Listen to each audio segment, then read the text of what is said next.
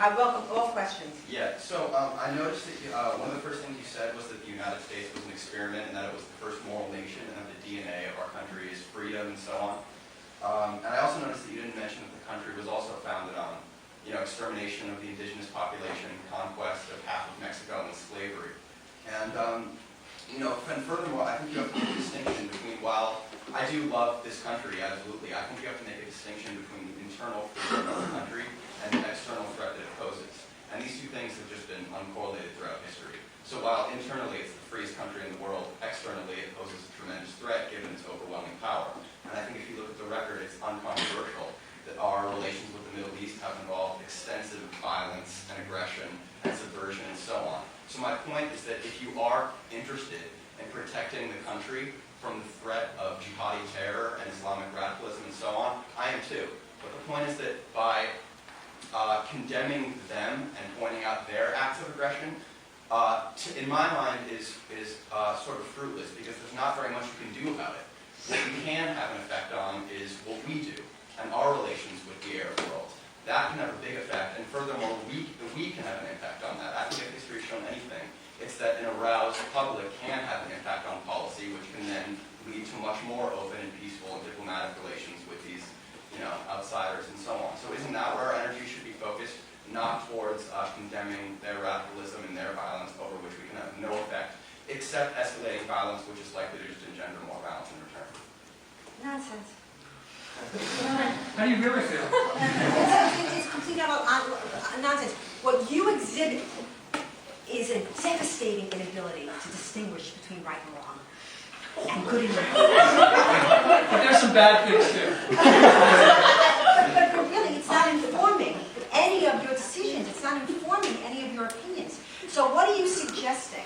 So you're suggesting that we abandon freedom and we align with radical states that promise to annihilate freedom-loving states in the Middle East to what? To achieve peace? Do you really believe that? Can you really deduce that? Does that 2 and 2 really equal 5? First of all, A, I do not agree with your interpretation. I don't know that I agree with your love of the country, but if you say so, I'll let you go to how it was founded and why it was founded. It was founded by men, by the way, men and women and families who risked everything.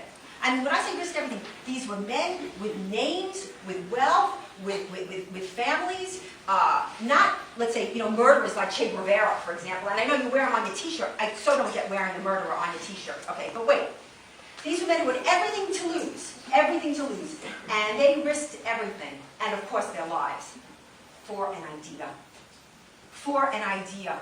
And the idea was a government, a moral government, based on individual rights. Why do I say moral? Because everything that the Constitution was designed was based upon the extension of individual rights and individual property rights and capitalism. Okay? That was the premise of this country.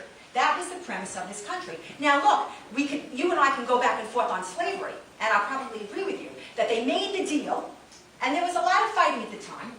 It was southern states, and they wouldn't go along, and so a compromise was made, which again just validates my point that in any compromise between good and evil, evil profits. So a compromise was made, and they were thinking that they would address it later on, just to establish the Union. Because they weren't, the South wasn't a capitalist society, it was slavery. I mean, it was serfdom, is what it was. But the North wasn't. And then, of course, it was reconciled in the worst of ways, or, in this case, the best of ways. It was a civil war, where hundreds of thousands were killed. Now, are you looking for perfection? I don't see perfection in anything. I don't expect perfection in anything. But I do look for intent, and then, of course, subsequently, the end result. But intent is very important. And I don't believe America ever acted to impose an oppressive system. America was the only country that would finally go in, yes, finally go in, World War I, World War II, and destroy the enemy, destroy the evil, and I believe it was evil, and then leave. But not before building the country. Not before, I mean, you want to see a difference in capitalism versus communism or socialism, look at East Germany and West Germany. West Germany is one of the engines of the world. East Germany was a cancer. Or North Korea and South Korea. North Korea is a 30 million gulag. It is an entire state of abject poverty and starvation. But they're nuclear. That's the priority for them. So I just disagree. I believe, you see, and I know that President Obama thinks much this way also. He's, you know, like Plato, I believe that peace is a parenthesis. I don't believe it's the natural state of the world. And I believe that America has been a force for good. I believe that. And so I don't see it the way you see it, going in, I don't know what you want to do. You want to just be in Operation Fetal Position and just wait for the worst to happen? Do you not think the worst could happen? I mean, do you take history? Yes. Here. I'm just saying, you know, this appeasement, this idea of appeasement. Look, you know, Hitler could be stopped at Czechoslovakia. But it was this idea that, you know what, let's not make waves, let's just give him what he wanted, until it got to the point of no return. Until you couldn't stop him. And do I see that happening? I do. I see that happening with Iran. I really do. And believe me, it will not be, there'll be no satisfaction for me to come back to you in 5 years and say I told you so. Just like when I was writing about Egypt and getting my ass handed to me in January of 2011 saying this is a Muslim brotherhood, this is an Islamic supremacist movement. Now the young, I'm not saying there weren't young freedom lovers out there. They had no idea what they were dealing with. But those of us that cover this, we saw it.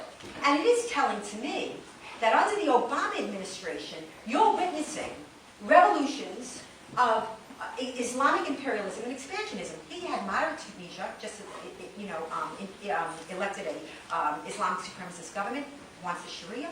You had Libya. Now, I'm not going to shill for Gaddafi. It's not going to happen. But you have a transitional government now that has ties to Al-Qaeda and jihadist elements, and they promise a Sharia state. And Egypt, I do not believe you should have thrown Mubarak away with both hands. I don't believe that.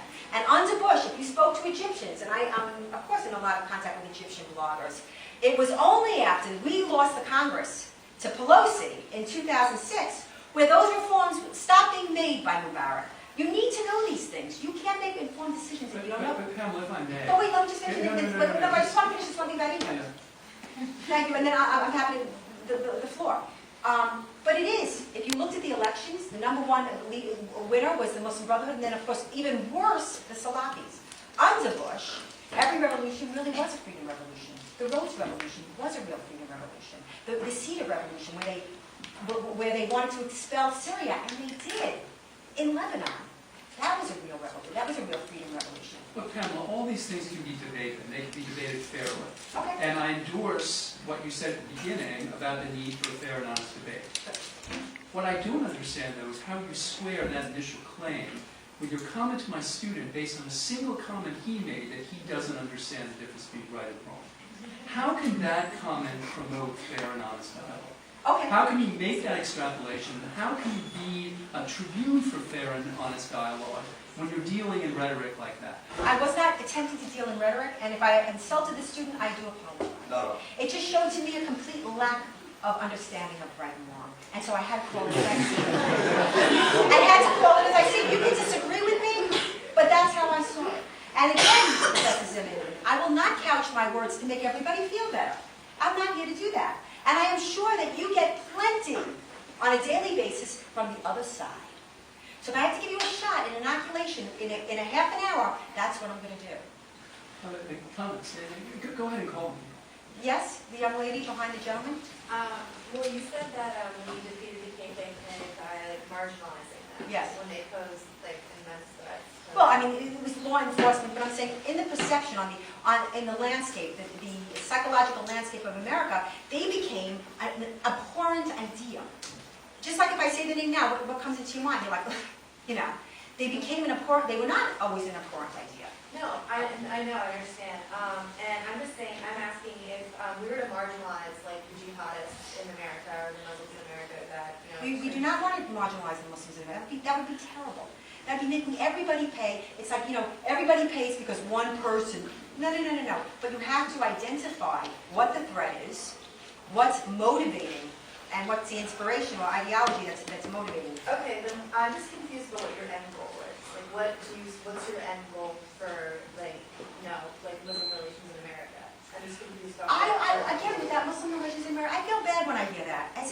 separate.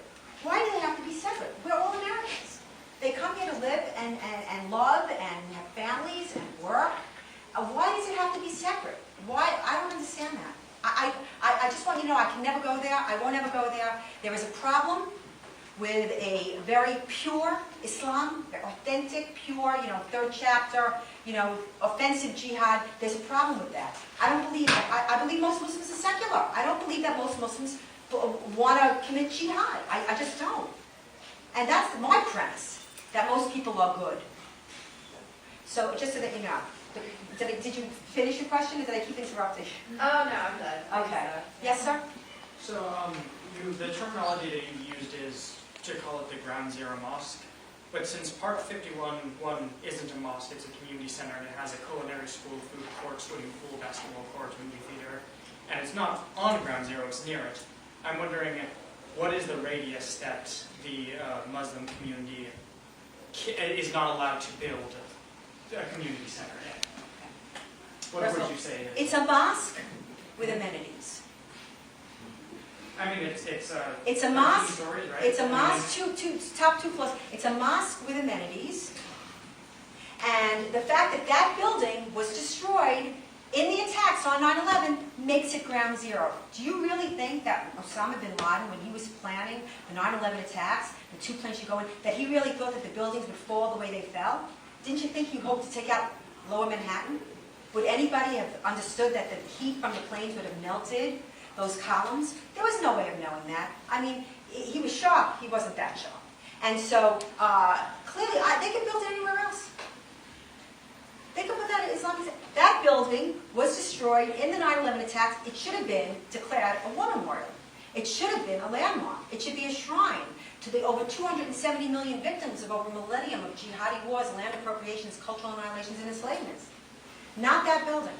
That was really, just so that you know, it is ground zero and it is a mosque. Then they said it's not a mosque, it's a prayer space. A prayer space is a mosque. They play, it's a word game. Then on, it was Cordoba. Then when it was exposed on television by myself and others what Cordoba means, on Monday it was Cordoba, and on Tuesday it was Park 51, and nobody questioned it in the media. The media wanted that mosque. They did. I have no problem with mosques. That mosque was, was deeply offensive and humiliating. So that's my answer to your question. Yes? Hi. First of all, thanks for being here.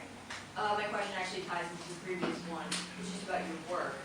I see that you were involved as a producer in a movie, a documentary called Ground Zero Mosque, Second Wave of 9/11 Attacks. I was curious to hear your thoughts on that and how the phrasing of that title, what was the process by which you came about that? Would you rephrase that title if you had the opportunity? Would you, I'm curious to hear your thoughts on that. It's a very good question, actually. I've never been asked that before. Ground Zero Mosque, yes, because that's what it is. Second wave of the 9/11 attacks, how that came to me was at one of the landmark hearings early in the fight. One of the 9/11 family members, Rosaline Talon, who lost her only brother, a beloved brother, got up to speak to the committee. And as she was speaking, there were agitators in the audience that started to scream at her, "Racist! Bigot!" And I thought, oh my God, look at this woman. She lost her only sibling, brother that she loved and adored. I mean, she actually gave me a CD with him, on playing the pipes.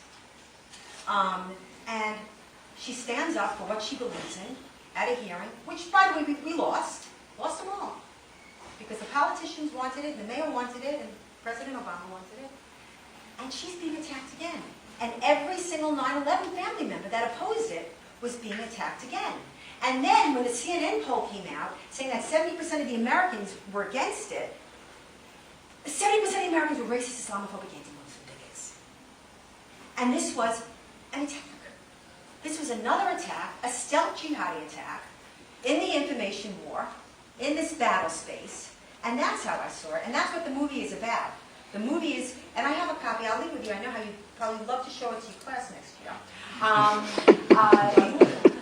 Sure, it's a gift. But I wanted people to understand how it happened. You've been hearing one thing and one thing only from the media. I mean, you had NBC News name Sharif Al-Gamal the person of the year, the NBC person of the year. Here's a man who defaulted on not one $100,000 loan, but two $200,000 loans, did not pay his rent, Soho property, was evicted, had the audacity to say it's not ground zero.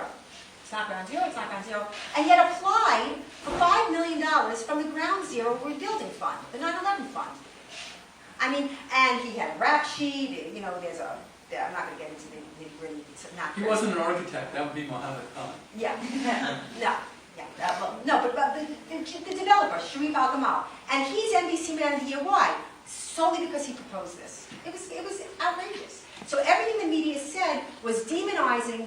There was no presentation of objective reporting, and this is what I think is sorely lacking from the landscape, absolutely, completely, is objective reporting. Just the facts, of which there really was none. So I think that your much of the information is skewed, and it's biased, not by your own fault, but it should tell you